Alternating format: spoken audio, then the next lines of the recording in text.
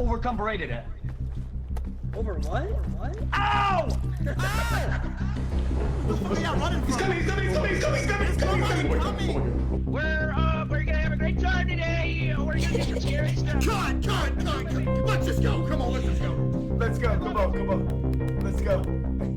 Co-op games are being ruined, or at least that's what some people say, because of this new thing called Friendslop. If you've been around the gaming scene and the streaming scene recently, you might have heard the term Friendslop. And in today's video, I'm going to be exploring and diving into the Friendslop iceberg, where it came from, what exactly it means, and why some people think it's a warning sign for the future of co-op games, and even more importantly, a warning sign potentially for the future of gaming. Before I continue, I do want to mention that I am currently developing a PvE, PvP sci-fi multiplayer game called SUMBR. It supports both local and online multiplayer, and it has controller support. It's actually primarily a controller-based game. So if you're interested in that in any way, shape, or form, there is a link in the description to wishlist it on Steam. And there's a playable multiplayer demo that is out right now that you can play completely for free. It supports local multiplayer or online multiplayer if you play it with Steam's remote play feature. So please wishlist SUMBR on Steam. It really does help to push the game out on the Steam algorithm. And with that being said, let's get back into the video. So what exactly does Friendslop mean? You've probably heard of the term AI slop, which refers to a low quality, generic, fake content, or just anything art related that is created and generated by artificial intelligence for the sole purpose of clip farming, engagement farming, and overall just making money. And in that same vein, Friendslop was created as a term to describe games that are primarily co-op so you can play with your friends, but they're very much low quality, generic, super simple asset flips that lack any kind of depth in the gameplay and rely solely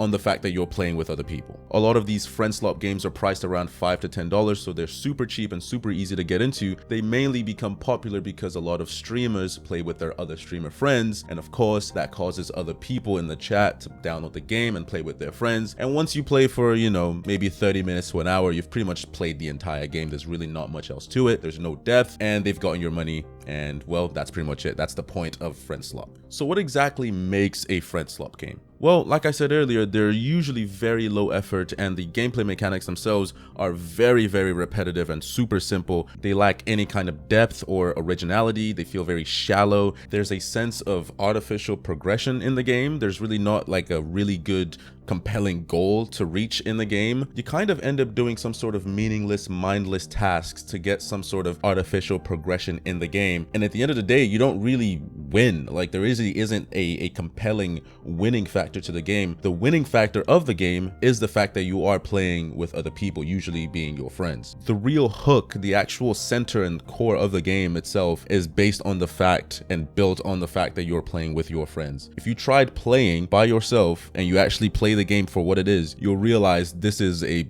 pretty pointless game. Some examples of these Friendslop games, which you might have already seen on Twitch or on social media somewhere, include Lethal Company, Content Warning, Repo, Peak. I mean, there's so much more. Some that you don't even know of because they're so niche and they didn't really make that much money. They didn't really get that popular. But that just speaks to the fact that these kind of games just don't last. They're not very substantial. They don't have any kind of depth to them. So you play them for about an hour or even less, and that's pretty much it. The developers have pretty much made their money. It's a quick little cash grab, and they've moved on to the next project. So you might be wondering, why should you care, right? Why should you worry, and why does it matter if there's some Friendslop quote-unquote games out there that are existing solely for the purpose of being a cash grab? The reason why you should care is because this dilutes the quality standards of games that exist out there, and especially the quality standards of indie games that exist. There are many co-op games out there, especially by indie developers, that deserve to be successful. There are many co-op games out there that actually have depth